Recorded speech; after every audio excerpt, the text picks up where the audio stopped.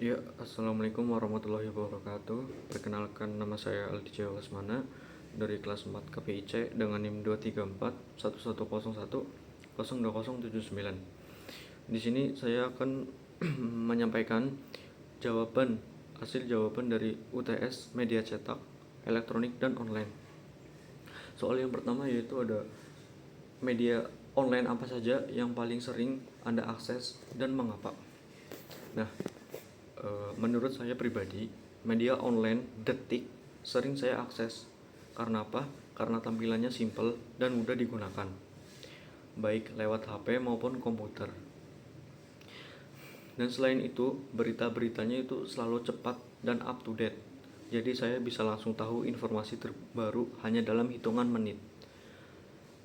Media Detik juga menyajikan berbagai topik mulai dari politik, olahraga, hiburan, sampai gaya hidup. Sehingga saya bisa menemukan berita yang sesuai dengan minat saya. Gaya penulisannya juga singkat, padat, dan jelas. Jadi enak dibaca tanpa perlu waktu lama. Saya juga merasa Detik cukup terpercaya karena sering mencantumkan sumber resmi dan tidak berlebihan dalam membuat judul. Terus masih pertanyaan soal nomor 1. Yang kedua, bagaimana Anda membedakan kredibilitas antara media cetak, elektronik, dan online? Nah, untuk membedakan kredibilitas antara media cetak, elektronik, dan online, kita bisa melihat dari beberapa hal. Media cetak seperti koran, majalah lebih terpercaya karena melalui proses penyuntingan yang ketat sebelum terbit. Mereka biasanya dimiliki oleh perusahaan media besar dan sudah lama berdiri. Media elektronik seperti televisi, radio juga cukup kredibel, apalagi jika berasal dari stasiun yang terkenal dan resmi. Berita yang disampaikan biasanya melalui reporter yang terjun langsung ke lapangan. Dan sementara itu media online lebih cepat dalam menyajikan berita. Tapi kita harus lebih hati-hati. Karena apa? Karena banyak juga situs yang tidak jelas sumbernya dan bisa menyebarkan hoaks. Untuk menilai kredibilitas media online, kita bisa cek apakah situs tersebut menyebutkan sumber berita, siapa penulisnya, dan apakah isinya netral atau cenderung lebih ke arah provokatif. Jadi penting bagi kita untuk selalu teliti dan tidak langsung percaya pada semua informasi, apalagi yang tersebar cepat di internet. Terus selanjutnya yang ketiga dan masih pertanyaan soal nomor 1. Berdasarkan pengalaman saya pribadi, bagaimana sih sebaiknya manajemen media online menjaga kredibilitas di tengah derasnya informasi dan hoax? Nah, dalam hal ini, manajemen media online menjaga kredibilitasnya dengan cara memastikan bahwa berita tersebut yang akan dipublis itu sudah melalui verifikasi yang sangat ketat. Dalam lembaga pers mahasiswa, tim redaksi itu bertugas dalam memilih dan menyeleksi tulisan anggotanya sekira mana yang terbaik. Dan dalam hal ini, tim redaksi media online diharapkan dapat menjunjung tinggi etika jurnalistik. Contohnya dengan tidak menyebarkan informasi tanpa adanya sumber yang jelas. Selain itu, media online juga perlu mengoreksi kesalahan apabila ada informasi yang keliru dan langsung memberikan klarifikasi agar jelas. Terus selanjutnya saya mengambil soal nomor 3.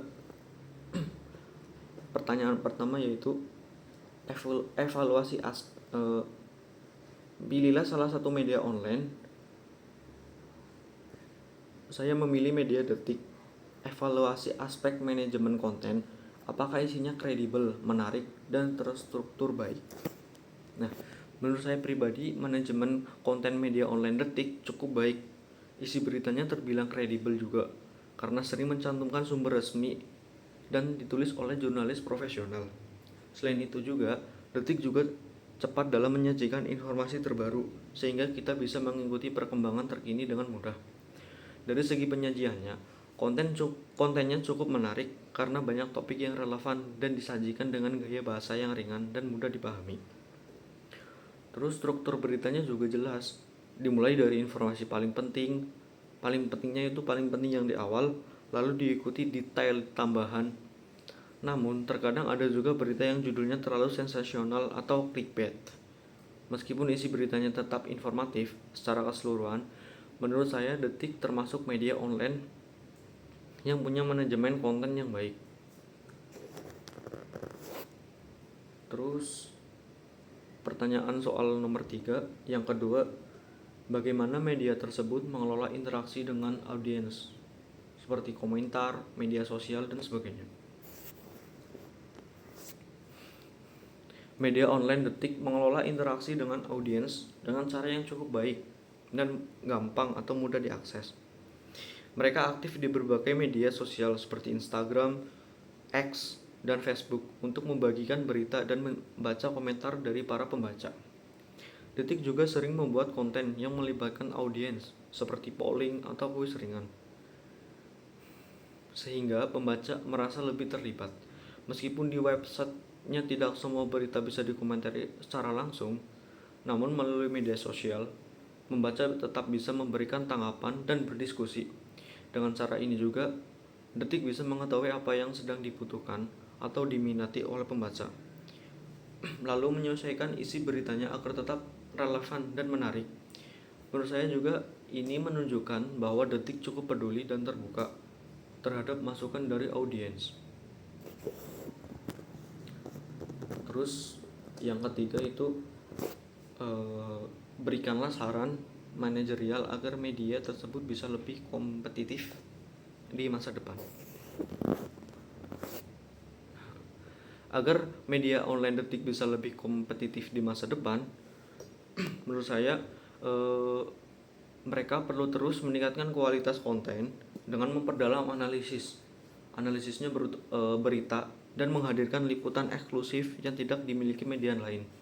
Selain itu, Detik juga bisa mengembangkan platform multimedia seperti podcast dan video berita pendek agar lebih menarik bagi generasi muda. Penting juga bagi Detik untuk menjaga kepercayaan pembaca dengan menghindari judul yang terlalu sensasional dan selalu mencantumkan sumber yang jelas. Dari sisi teknologi, mereka bisa memperbaiki tampilan aplikasi agar lebih nyaman digunakan dan memudahkan pembaca mencari berita yang diinginkan.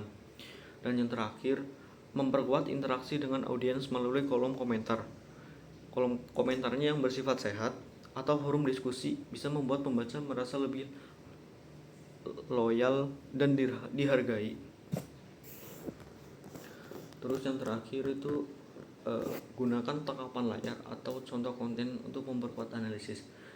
Dalam file PDF saya melampirkan contoh artikel Detik yang berjudul Tahun Politik dan Stres Pemilu. Nah, struktur penulisan terorganisir dengan baik.